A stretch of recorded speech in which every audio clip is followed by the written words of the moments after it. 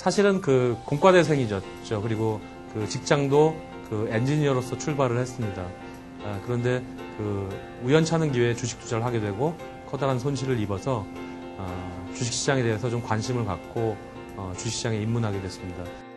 아마 2000년대 초반만 해도 퀀트 애널리스트의 역할이 이렇게 자리매김이 안 됐던 것 같습니다. 그리고 지금도 아마 제 이 동영상을 그 인터뷰를 보시는 분들, 그분들 이해가 또 안 되시는 분들도 있을 텐데, 미국에서 퀀트다 그러면 그 파생 전문가들 혹은 그 공학을 이용해서 어떤 투자를 하는 그런 사람들로 이제 많이 비춰질 겁니다.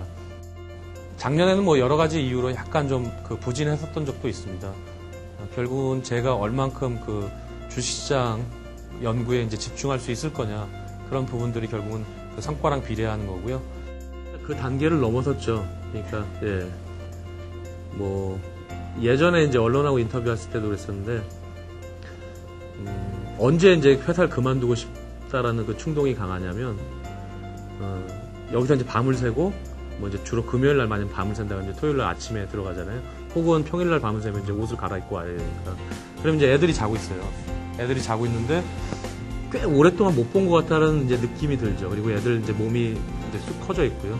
그랬을 때 이제 바로 그냥 퇴사를 하고 싶죠. 만들려고 하죠, 자꾸.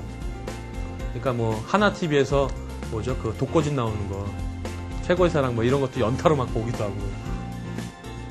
다른 거보다도 그래도 이 일이 괜찮다고 생각하는 게, 그 가족들을 하고 시간을 많이 못 보내지만, 만약에 그 시간을 많이 보내는데 가족들이 뭐 자기 가장을 좀 자랑스럽게 생각하지 않는다 그러면 이제 우울해지는 거잖아요. 근데 시간을 같이 못 보내는데도 그래도 뭐 우리 아빠를 혹은 뭐 우리 사위를 이렇게 좀 자랑스러워 한다는 것에 대해서 너무 좀 고맙게 생각합니다. 아마 조금 그렇거나 아니거나 뭐 그럴 수도 있을 겁니다. 특히 기간을 아주 짧게 놓고 보면요. 한 3개월 동안 누가 더 잘할 거냐의 문제에 있어서는 애널리스트가 꼭 그렇다라고 얘기하기 좀 어려운 거죠.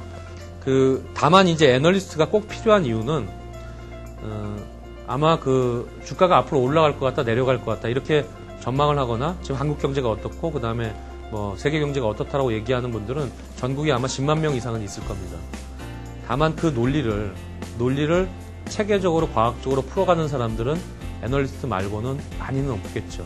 자, 그러면 저희가 펀드를 들거나 연금을 듭니다. 예를 들면 수십조 원의 돈을 투자를 하는데, 저 사람이 단지 감으로 주가가 올라갈 것 같다. 지금 백장 내에 사람들이 많은 거 보니까 지금 꼭지다.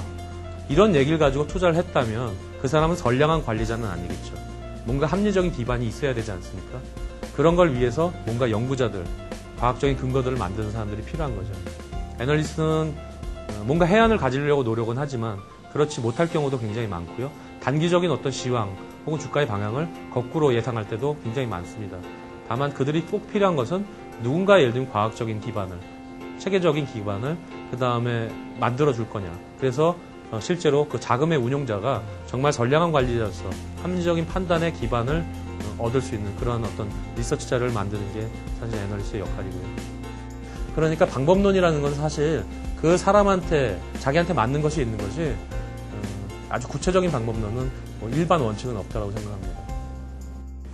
주식 투자를 안 했는데 앞으로 이제 주식 투자를 하겠다라고 생각하시는 분들이 있으면, 맨 처음부터 짚어가야 되는 거죠. 그러니까 주식 투자를 왜 할 거냐? 그 동기들이 일단 가급적이면 좀 낙관적이고 또 순수하면 좋겠고요. 정말 한국 경제, 그 다음에 한국 기업들에 대해서 그 경쟁력을 믿고 있냐?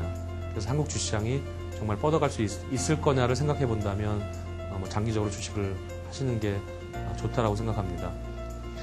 그리고 예비 애널리스트, 그것도 동기가 제일 중요하죠. 왜냐하면 그 동기가 사실은 뭐 단기적인, 예를 들면 아무래도 연봉이 좀 높지 않습니까? 그런 어떤 연봉에 끌려서 내가 애널리스트가 돼야 되겠다, 뭐 이런 식으로 생각하면 이 힘든 과정들을 이겨낼 수가 없어요. 아까